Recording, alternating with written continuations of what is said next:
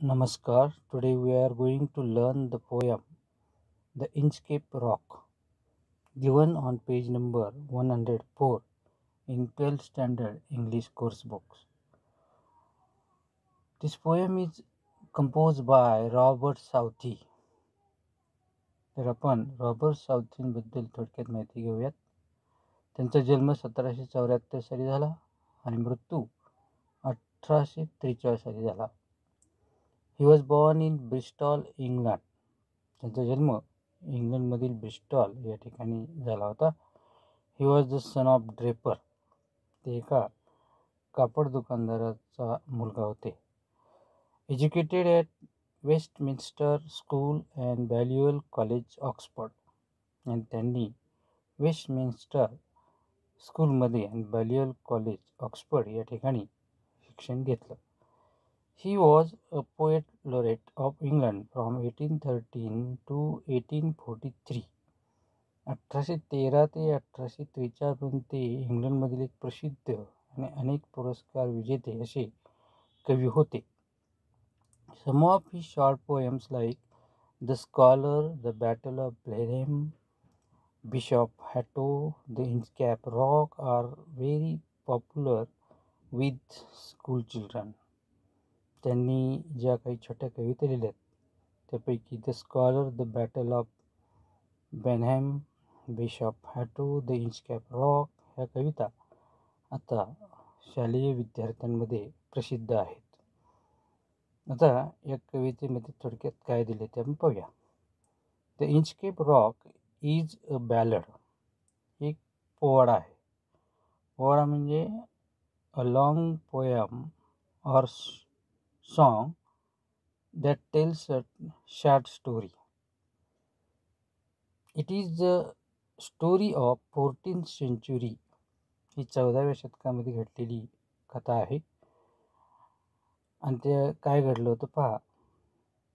It is the story of 14th century attempt by the abbot of Aberbrothock to install a warning bell on Inchcape. त्या ठिकाणी स्कॉटलंडमधील देशामधील अबरथॉक येथील एक जे ॲबॉट म्हणजे मठाधिपती, म्हणजे तिथे मठाचे प्रमुख, यांनी इंचकेप नावाचा जो एक समुद्रामध्ये खडक होता किंवा आहे त्या ठिकाणी त्यांनी एक वॉर्निंग बेल, इशारा देणारी घंटा बसवली होती. तो खडक कसा होता किंवा कुठे होता? Notorious sandstone reef about 11 miles. आणि तो जो खडक आहे किंवा ती प्रवाळ आहे, प्रवाळी म्हणतात त्याला, वाळूच्या पासून तयार झालेली धोकादायक अशी जवळजवळ 11 मैल लांबीची, जवळजवळ 18 किलोमीटर लांबीची तिथे प्रवाळ म्हणजे तो एक खडक आहे. तो खडक त्या ठिकाणी त्यांनी समुद्रामध्ये एक इशाऱ्याची घंटा बसवली होती. ती कुठे आहे? तो खडक कुठे आहे पहा. East coast of Angus, Scotland. Scotland देशातील अँग्यूसच्या पूर्व किनारपट्टीवर आहे आणि डुंडी आणि रिफेच्या जवळ आहे. आणि सध्याला तो area occupied by the Bell Rock lighthouse. तो एरिया आता बेल रॉक लाईट हाऊसने ऑक्युपाय केलेला आहे. Southey was inspired by the legendary story of pirate who removed the bell on the Inchcape Rock placed by the abbot of Aberbrothock.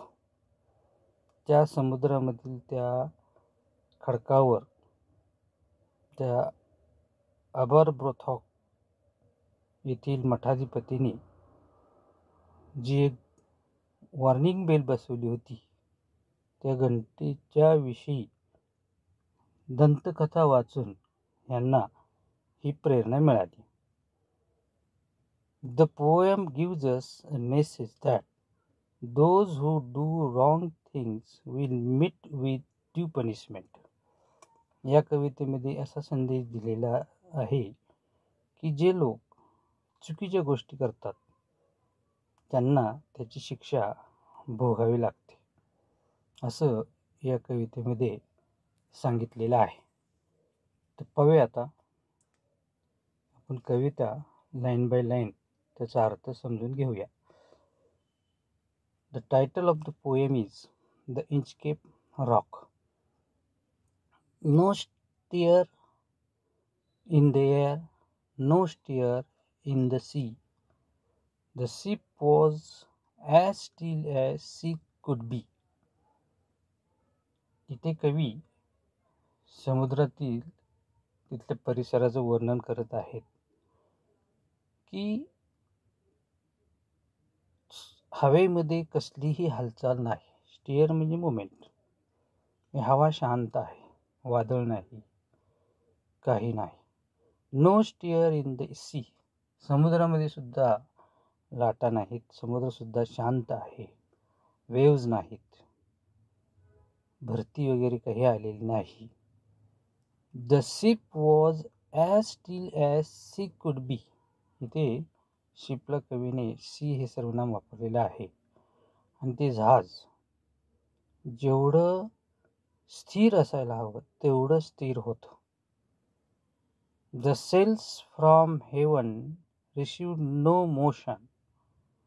आणि त्या जहाजाला जे शीड असतं वरच्या बाजूला, सेल्स म्हणजे शीड, त्याला काही हालचाल नव्हती, म्हणजे वारा नसल्यामुळे ते हालतही नव्हतं.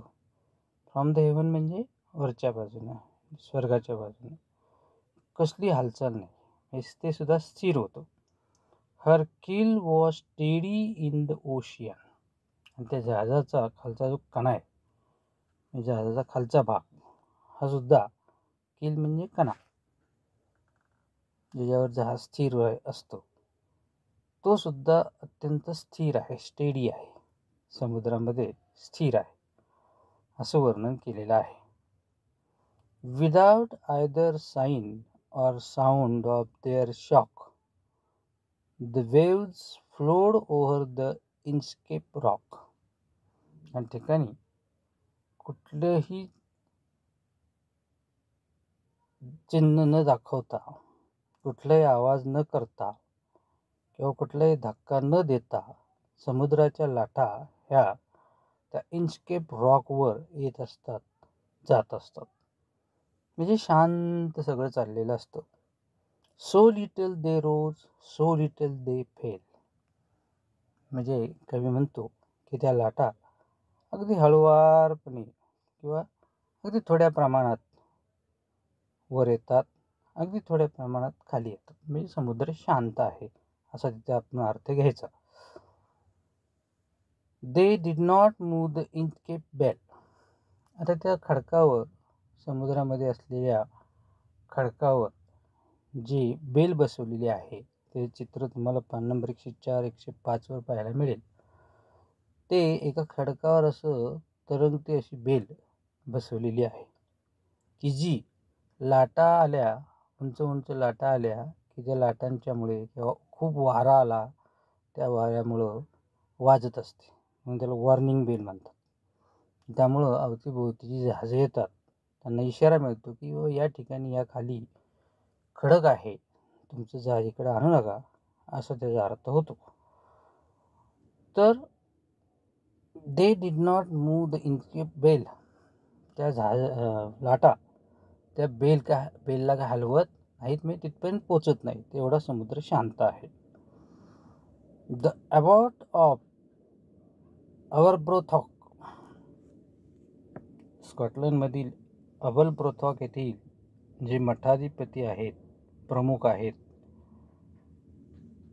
had placed that bell on the Inchcape Rock. या व्यक्तीने ती घंटा त्या इंचकेप रॉकवर बसवलेली होती.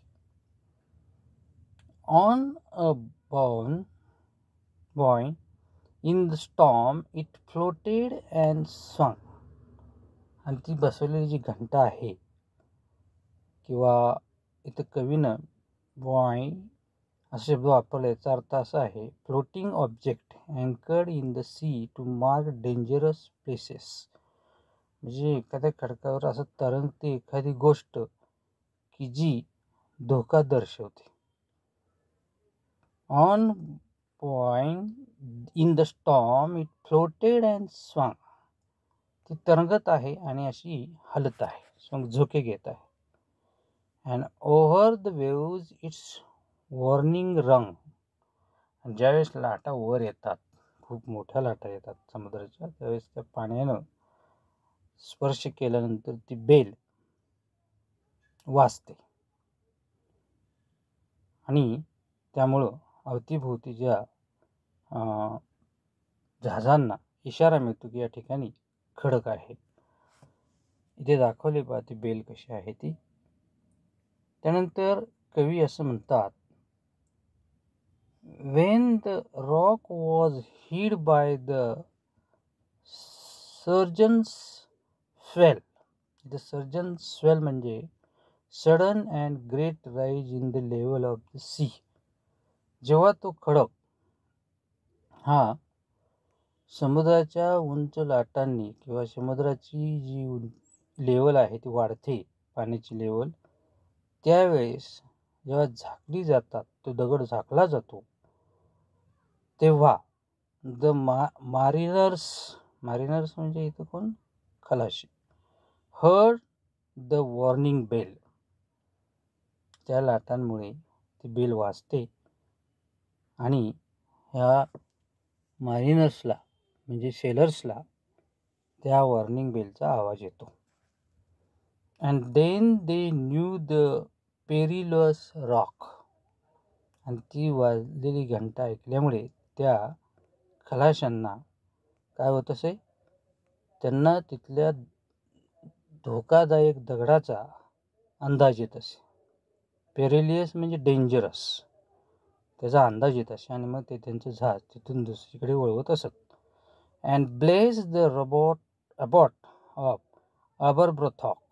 आणि तो धोका टळत असल्यामुळं, संकट टळत असल्यामुळं त्या बेल बसवणाऱ्याला ते धन्यवाद देत असत. ब्लेस्ड म्हणजे old English form of blessed, की बाबा या माणसाने इथे घंटा बसवून चांगलं झालं, नाही तर आपलं जहाज फुटलं असतं, जहाजाला काहीतरी धोका निर्माण झाला असता. The sun in heaven was shining gay. अरे एक दिवशी काय घडलं पहा. सूर्य आकाशामध्ये, स्वर्गामध्ये खूप आनंदाने शायनिंग, प्रकाशित होता. गे म्हणजे happy. All things were joyful on that day. त्या दिवशी सगळं काही अगदी आनंद होता सगळीकडे. जॉयफुल म्हणजे आनंदी. The sea bird screamed as they wheeled around. आणि समुद्र पक्षी अगदी आनंदाने त्या खडकाच्या परिसरामध्ये त्यांचा आवाज काढत गोल गोल चाकाप्रमाणे उडत होते आकाशामध्ये. And there was joyance in their sound. त्यांच्या आवाजामध्ये सुद्धा आनंद व्यक्त होत होता. The one buoy of the Inchcape bell was seen a dark speck on the ocean green. पा हा जो स्पॉट आहे इथं, स्पेक म्हणजे अ टीनी डॉट, छोटासा टिपका असा लांबून. हा जो स्पॉट आहे, ही जागा आहे ज्या दगडावर इंस्केप बेल बसवलेली आहे, ती पाहण्यात आली, निदर्शनात आली. कोणाच्या? Sir Ralph the rover. Ralph the rover म्हणजे मूवर. समुद्रावर इकडून तिकडे फिरणारा राल्फ नावाची व्यक्ती होती, त्याच्या नजरेस आली. ती वॉक्ड हिज डेक, की तो काय करत होता त्यावेळेस त्याच्या जहाजाच्या वरच्या डेकवर, वरच्या ठिकाणी इकडून तिकडे फिरत होता. And he fixed his eye on the darker speck, आणि त्याला दुरून दिसलं, त्याची नजर त्या बारीक अशा स्पॉटवर स्थिरावली. तो तिकडे पाहत राहिला. He felt the cheering power of spring, त्यावेळेस वसंत ऋतू होता आणि तो अत्यंत आनंदी झाला होता. हे फार उत्साही होता. He was very happy. It made him whistle, आनंदाच्या भरामध्ये शिट्ट्या मारत होता. इट मेड हिम सिंग, गाणी म्हणत होता. His heart was mirthful to excess, त्याचं हृदयामध्ये आनंद भरलेला होता, ओसांडून वाहत होता आनंद. But the rover's mirth was weakness.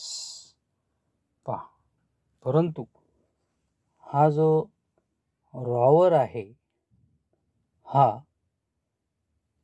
त्याच्या मनामध्ये अत्यंत वाईट भावना होती, पापी भावना होती, दुष्टपणाची भावना होती. कोणती ते आपल्याला पुढे कळेल. His I was on the Inchcape float, दूरवर त्या समुद्रामध्ये त्या खडकावर जी गोष्ट तरंगत होती त्याच्यावर त्याचा डोळा होता. कॉट ही, तो काय म्हणाला पहा, काय म्हणला, I mean put out the boat and row me to the Inchcape rock.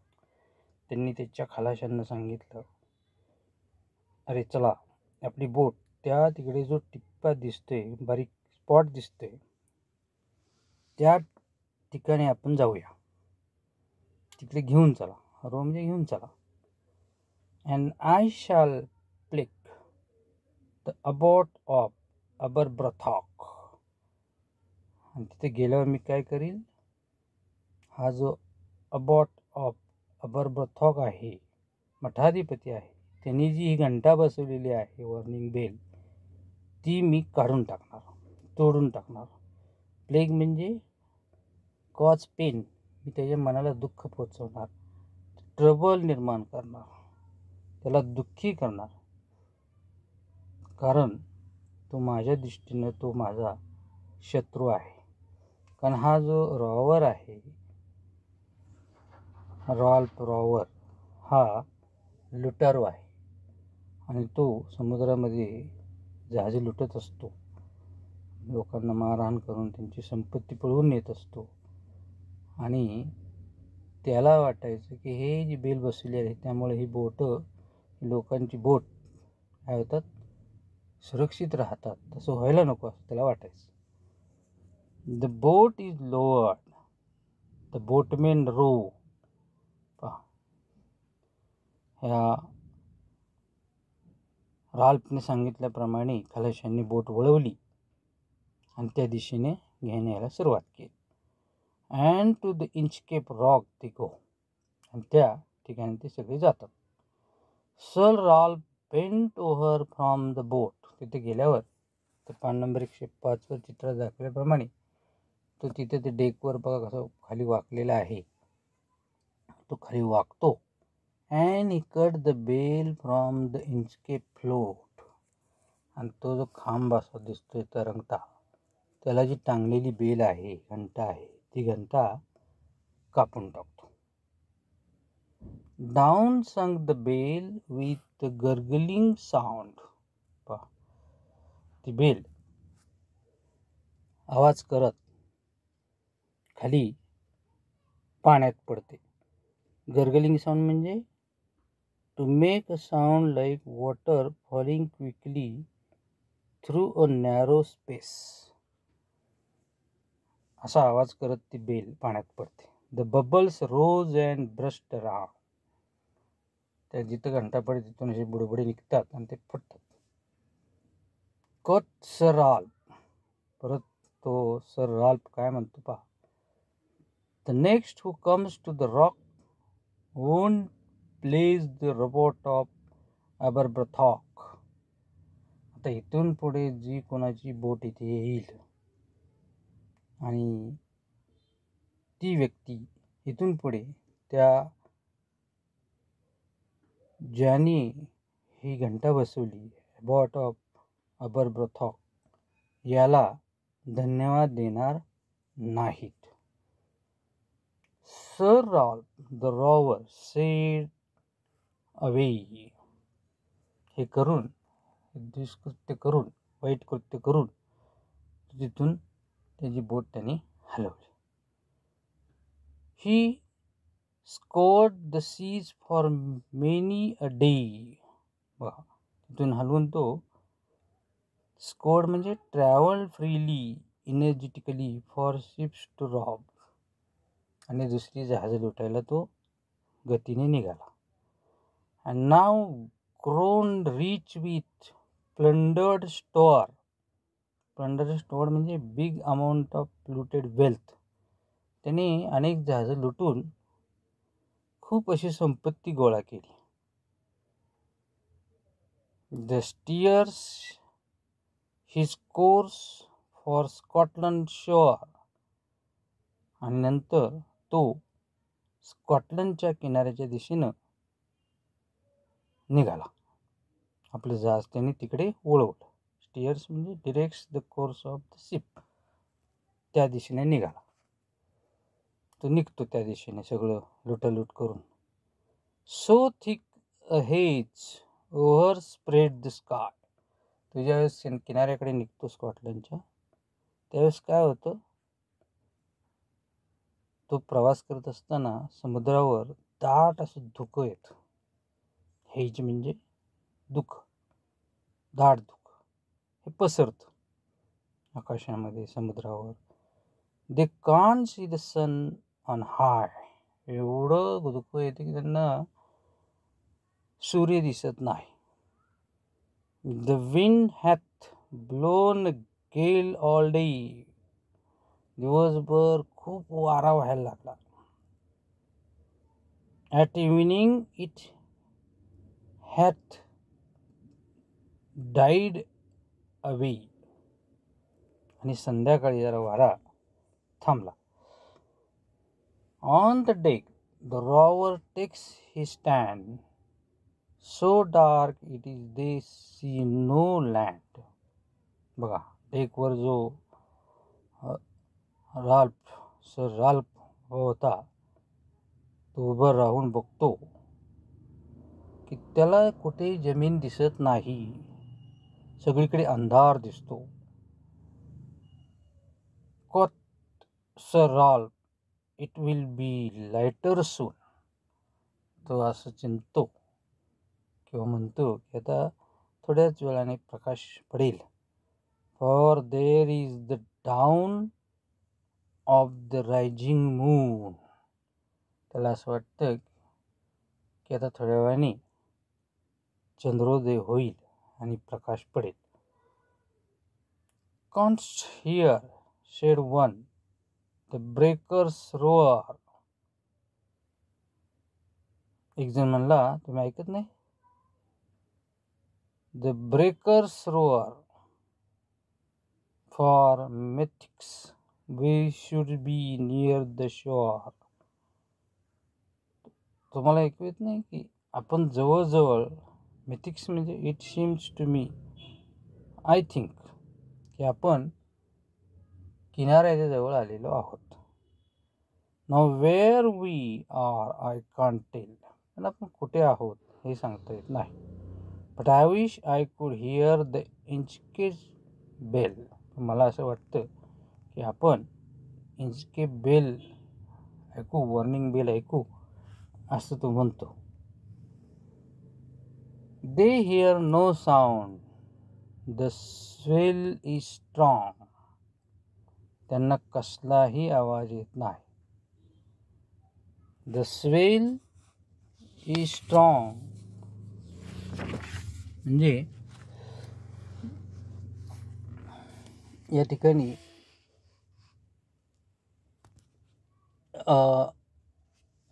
they hear no sound, the swell is strong. त्यांना जाणवायला लागलं की आता आपण संकटामध्ये आहोत. Though the wind hath fallen, they drift along.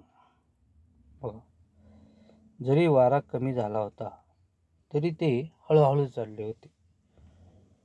Till the vessel strikes with a shivering shock.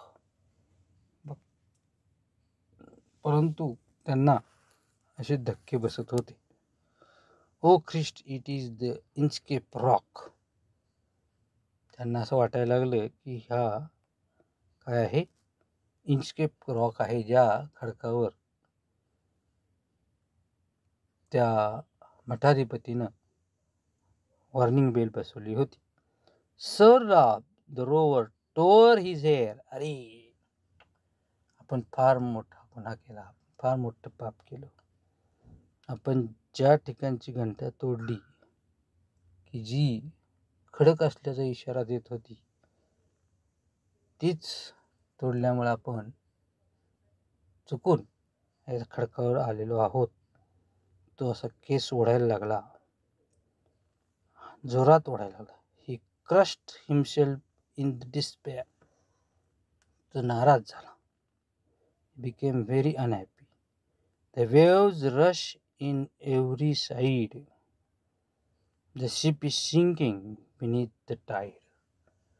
लाटा मोठ्याने उसळायला लागल्या आणि त्यांचं जहाज त्या इन्स्केप रॉकला धडकून बुडायला लागलं. सिंक म्हणजे बुडणे.